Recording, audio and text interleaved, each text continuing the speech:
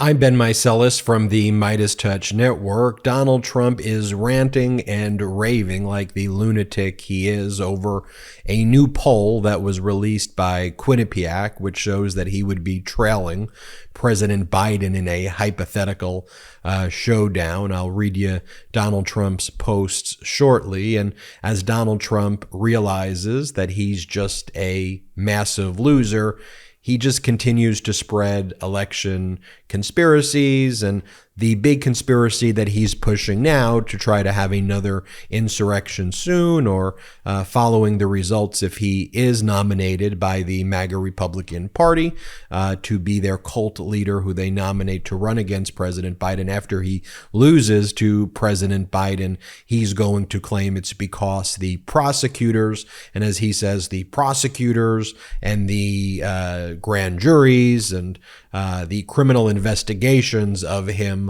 he goes, it's the new ballot stuffing. It's just completely deranged stuff. I'll show you what he's saying about the poll, and then the conspiracy theories, and then what he's saying about Ron DeSantis. So you're going to want to watch this full video because it gets interesting. Donald Trump writes in this post, "Polls can be worse than the written word. The new Quinnipiac poll that has me 2 points behind Biden is fake," and he puts fake all in caps, "because they didn't sample nearly enough Republicans. These polls are fake," he writes that again, "just like most of the media is fake. They all work together. We're not going to let it be taken away again." You see, he has the threat at the end. We're not going to let it be taken away again, kind of merged with the conspiracy theory of that it's being taken away versus the fact that he's a loser. What's interesting, though, about what he says, too, is he goes, they did not sample nearly enough Republicans. Lie.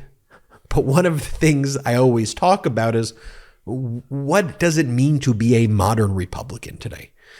And I've said in posts, and we've talked about it on the MeidasTouch network and on our podcasts, there is a shift in the political paradigm.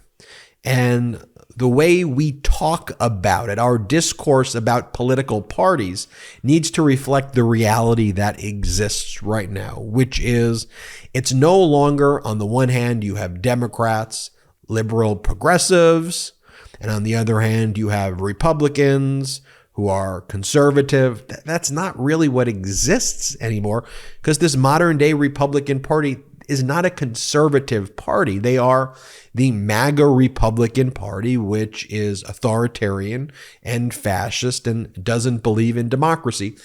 So the paradigm, and we saw this in the midterm elections as all of the large media was pushing the narrative of the red wave. But here at the MeidasTouch network, when we had people on like Simon Rosenberg and Tom Bonnier, people who were reviewing the data, we were always saying here, no, the large media networks have it wrong. Their data is completely off.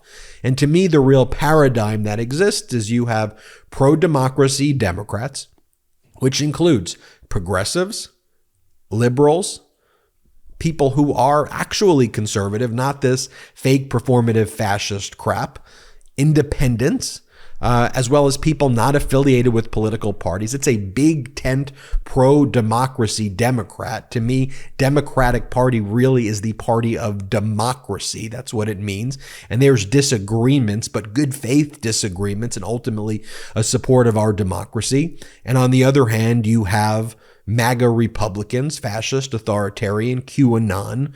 And I think that's the real distinction here. And so I think as we move more to 2024 and people see someone like Donald Trump, who's a cult leader leading the Republican Party, yeah, you may somehow have 20%, 25% of America that supports this cult, also largely fueled by traitorous propaganda networks like Fox and OAN and Newsmax injecting disinformation for profit. Meanwhile, they mock their supporters in the background. But, I think overwhelmingly 65, 70, 75% of Americans who care about truth, truth and competency and compassion and humanity and democracy, look at posts like this where you have a malignant narcissist saying fake, fake, fake, take it away, and go, this is not what America's all about. And I think that's where most of the country's at. I called it previously the exhausted majority, but it's exhausted no more who we support democracy. Here's Donald Trump's other post. He goes, he's bragging about this photo taken by AP. He goes, no, that was an actual photo taken by AP. And knowing AP, they would try to make me look as bad as possible, not better. But the photographer obviously did a great job. And then it has some right-wing propaganda periodical called the Western Journal. It says, people can't believe photo of Trump is real. Accuse supporters of editing it. One triggered liberal inadvertently offered Trump a very generous comment that is beyond parody and laugh out loud funny. Like, who are they talking about? One liberal? I don't know what we're talking about. One liberal said this, and we're going to write a whole story about it. Look, when I look at this photograph objectively, that is not a big crowd right there. I mean, this photo that you're bragging about, I think the estimates were about 1,500 to 2,000 people who were there. I know you want to claim it's 25,000 or 50,000, but if you think this is the best photo, and by the way, there's overhead aerial photos, which show how small this crowd was. But, this is a small rally. It's a small get together. You got some bleachers in the back. You got, 1,000 plus people, maybe 1,500 people sitting on chairs surrounding a stage. And that's what it is. It is what it is. This isn't something I'd brag about.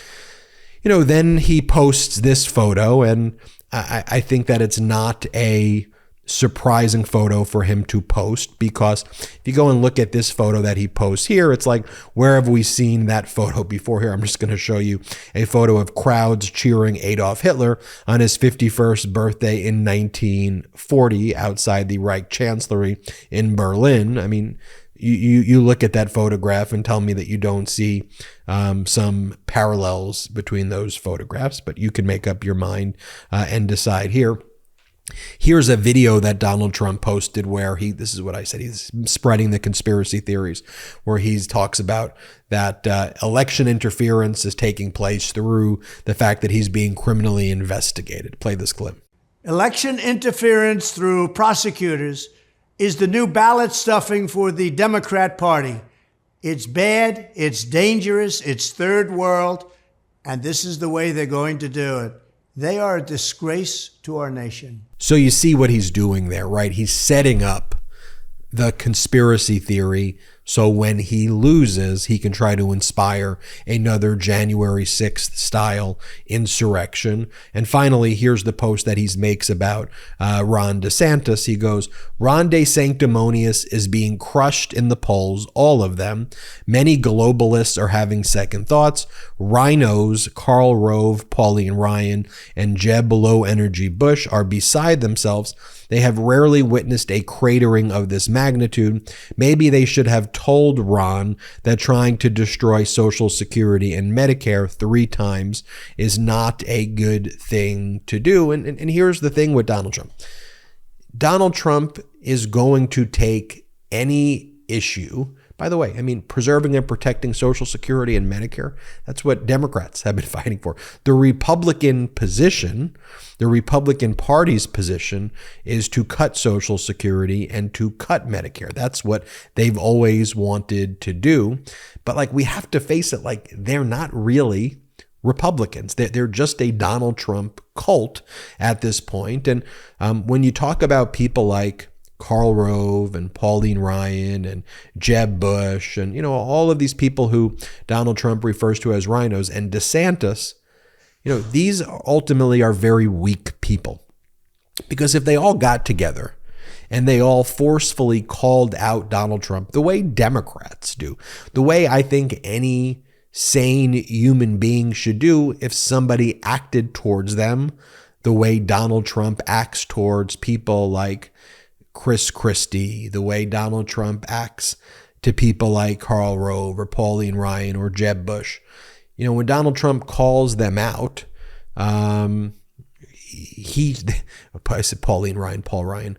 And by the way, that's him, mocking Paul Ryan in I think a misogynistic way too. But you've got to call him out. You can't. How could you be so weak that you just accept that and you go, oh, he can call me whatever names he wants. Yeah, he wants to call my wife ugly. He wants to say that my dad killed JFK. He wants to spread these conspiracies about me. I mean, stand up for yourself, people. Stand up for yourself. Stand up for people. Stand up for democracy. What's the point of power? If you're a Republican and you're craving power, if ultimately you're part of a cult and this individual just tells you what to do, it's like with Kevin McCarthy. Kevin McCarthy wanted to be the speaker so bad, but he has no power. He has no authority. If he does one little thing that makes the cult leader, Donald Trump, upset, then Donald Trump turns on him and he's afraid and he backs down. Same thing with Ron DeSantis. Like, does Ron DeSantis truly have any power? That's what he's after. He's craving. He's power hungry. But does he actually have it? No, because the moment he tries to flex it even a little bit and Donald Trump wags his finger, Ron DeSantis puts his tail between his legs and does nothing. And it's embarrassing. And if you can't stand up to this maniac, if you can't stand up to this total deranged nothing of a human being, if you can't see this emperor has absolutely no clothes and is a wannabe fascist, if you can't call that out clearly, powerfully, then go to Russia. Go and do not have positions of political power. Because here in America, we support democracy, we support competence, we support compassion. When I read these statements by Donald Trump, that's not, and how these MAGA Republicans are like, this is what a man is, this is what man. No, it's not. No, it's not. This is the exact opposite of that. This is weak. This is indecent. This is as lowbrow as it's pathetic. It's pathetic to watch, but we're going to have to keep calling it out here because I believe firmly that we can cover our eyes and close our ears to what's taking place. Large media networks want to normalize this. We're not going to let anybody normalize this. And I want you to take this video. I want you to comment on it. I want you to share. Friends, coworkers, colleagues, neighbors, anybody share this video because it's important that what we point out is that there's a larger portion of this country pro-democracy. We love our country. We love our country. We love our Constitution. We want to make our country better. And we can say that and also look at what the Republican Party has become and say that is anti-American. That has no place here. That is indecent. That is what fascism looks like. And we'll do that together. So thank you so much for watching this. Hit subscribe.